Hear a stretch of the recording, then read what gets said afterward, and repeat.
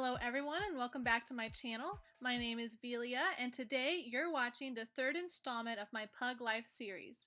If you haven't seen videos 1 and 2, the links are in the description below.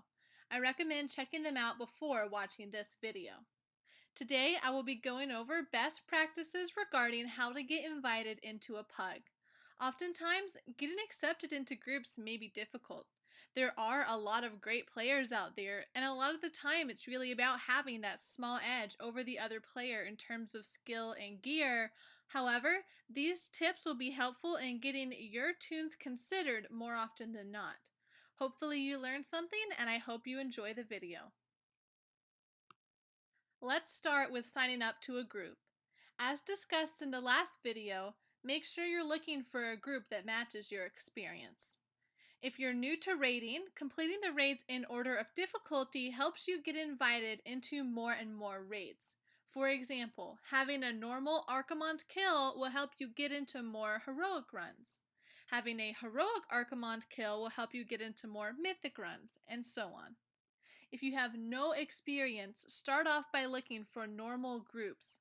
After completing the encounter on LFR, watching video guides for the encounters, etc.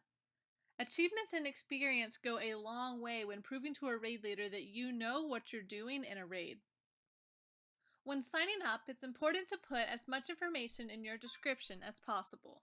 There are a few things that I like to write in my description. First, I start with my experience.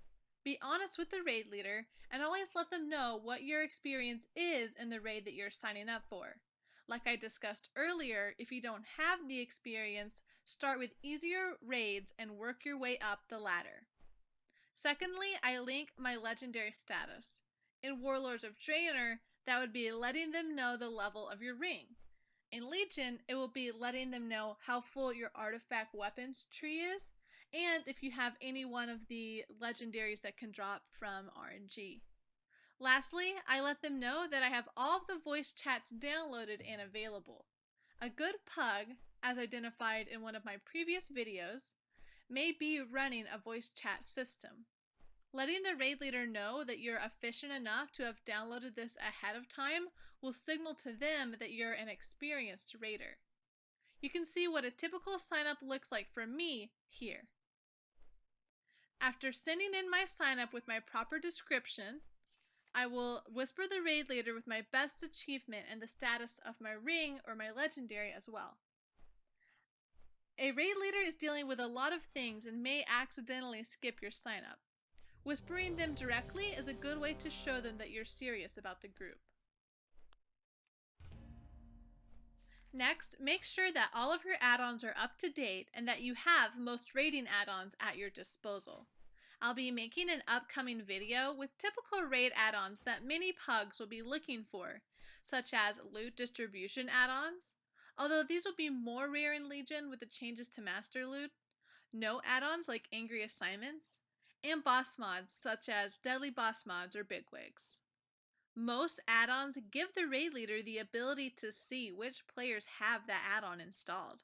Not having proper raiding add-ons is a huge red flag to a raid leader. Good raid leaders will also look for tunes who are properly gemmed, enchanted, and specced. Oftentimes, they will look up your character on worldofwarcraft.com, I know I do every time, just to make sure that everything about your character is in order. Therefore, if you're going to pug, or just raid in general, be certain that your character is raid ready.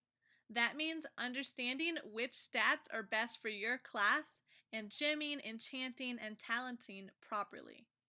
Good guides can be found all over the internet. Try Googling your class and spec, or joining your class's Discord to find out what is right for your tune. Lastly, just be open and honest with the raid leader. A lot of the time, if they can see that you're a good player who is willing to stick it out and give the group your best shot, they'll be more willing to let you in.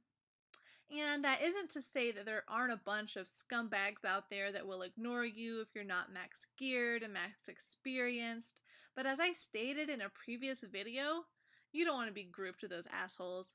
So keep trying and you're better off finding a group with a leader that is tailored to fit your skill and experience level.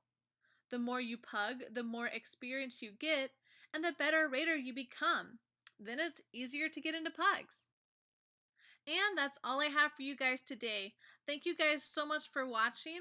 Let me know your thoughts below if I missed anything, or what you would like to see me cover next. And as always, hit that subscribe button if you like what you saw, and I'll see you again next time. Bye.